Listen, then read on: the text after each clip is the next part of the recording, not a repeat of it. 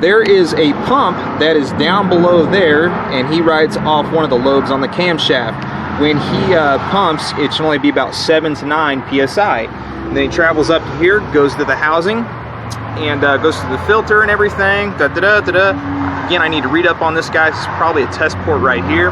And goes into this guy right there, and then out of this, the IP, the pressure should be anywhere from 90 to 120 for a 7.3 IDI. If it's a 6.9, it's supposed to be to about 90 to 110.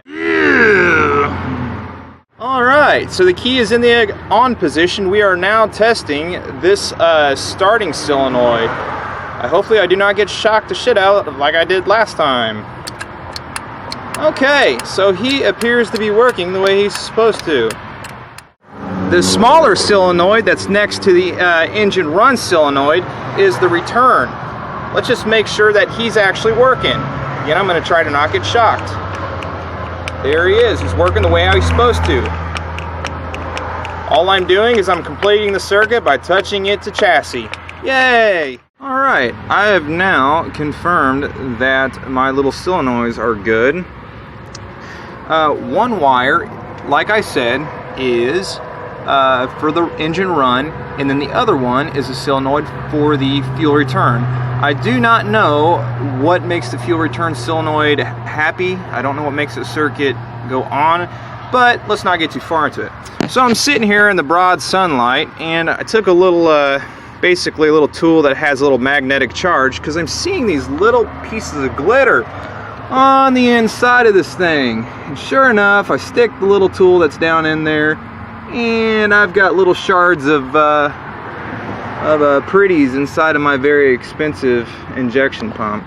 A fuzzy bunny! I want to eat it! For giggles and poops, what have you, I am going to throw this guy back together, and I'm going to make sure that I didn't miss a step diagnosing yesterday. I already confirmed that I had pressure going up to the supply, which is this big guy in the middle, and some magic happens on the inside of him. He's essentially the mechanical brain, and fuel goes down these little rails and goes to this guy, and then this is your return. This guy right there goes all the way up there, connects to all these little hoses, and you can find the parts of this. These are the injectors, these are little caps and what have you. The way how you bleed it is you just undo these right here with a crescent wrench while it's hopefully running. Basically you prime it and cut them loose and a little air will come popping out. Real easy. Now what I'm going to do is I'm going to attempt to prime the system, and if my theory is correct, with this return, no fuel should come out of here, and I'm just going to repeat the steps from yesterday and confirm that this guy sucks. And I was right. Took off this little line here, supplies, and sure enough, she has pressure like 10 psi, whatever, skeeted right out the side, and nothing is going on here. And really all you have to do is just simply turn over the engine off of the big pulley down there. That would do the same thing, but my tools are limited and I'm by myself, so here we go. Alright, I clicked the starter and she budged, so that tells me that this stuff apparently is working the way it's supposed to. Looks like my pump, this guy is having a bad day.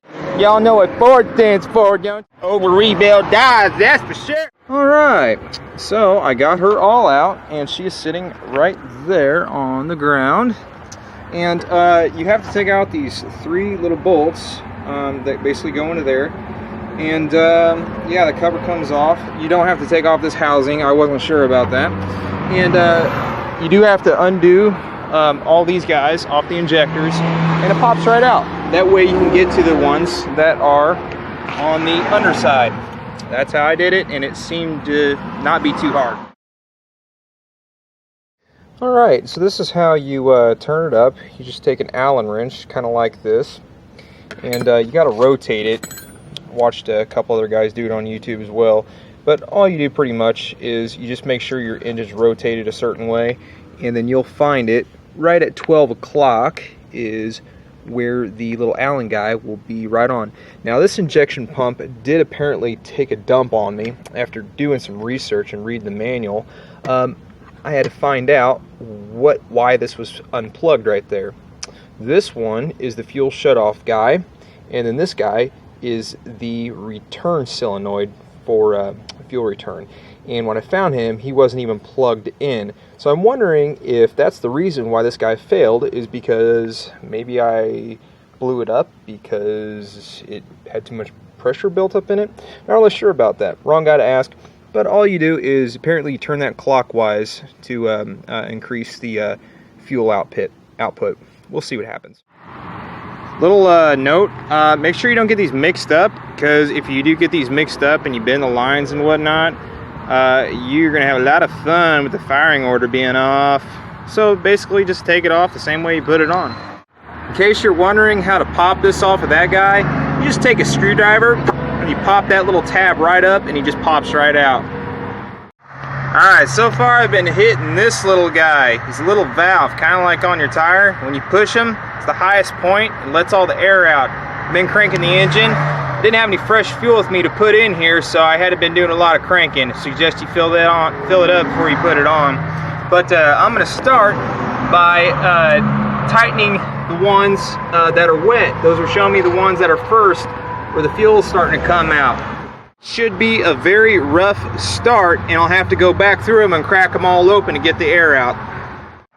As I'm tightening these little compression fittings down, you can see how they're bubbling up. I'm going to be at this game for about the next 10 minutes before I get her to crank up. I got to get her out of here now. They're going to get my baby. Alright, so here we are, made it back home. So, ended up trying to start it, and I only had a little bit of pressure whenever I hit this little purge valve right here, and I noticed it faded out. And then, once I did that, I basically took that off and noticed the pressure that I did have conked out. So, on top of having this guy off, which makes me think it burned up this, the actual pump itself, because I found metal shavings on the inside of this. My fuel pump also apparently took a dump on me as well. My video shed some light on your situation. If not, you maybe learned something. So good luck.